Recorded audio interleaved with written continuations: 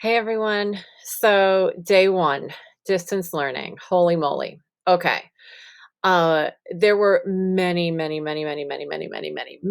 glitches, but the biggest one seemed to be the Google Meet link not being readily available to kids, so they couldn't, click in when they entered your class, and we all said, "Oh, in the banner is that link." Well, Ms. Morales reminded me that there is a setting we have to adjust. So I'm in one of my classes now. And when I'm in, I can see in the banner the name of my class, the class code, and the Meet link. But if I click on settings, scroll down a little bit, you see the stream. Here we go, Meet.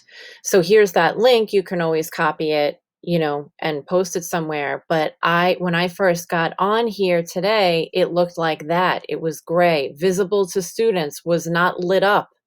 You simply have to slide this slider thingy, and now it will be visible to students.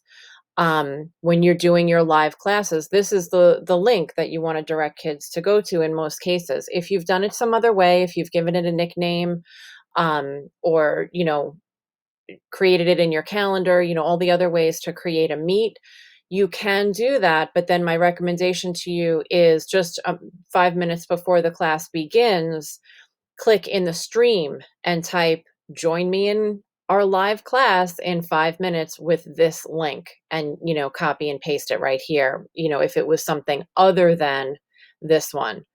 The other thing you should know is, depending on the device they're on, when they're on a computer or a laptop, the header looks exactly like this, like it, with those three parts. If they're on a mobile device, including iPads, which many of our kids are on now, it doesn't necessarily show up with this long text, but this tiny little icon will appear somewhere in this neighborhood. On one screen, I saw it like sort of in the upper right corner. On another screen, I saw it in the lower corner. But you're going to direct your kids to go to your class, the Google class, and click the link to the Meet for that classroom that either lives in the banner or in the little video camera icon. And if it's confusing and it doesn't seem to be the same for everybody, I would just get in the habit right before your class begins of copying this and pasting it in the stream. I hope this helps, and I hope that tomorrow is smoother.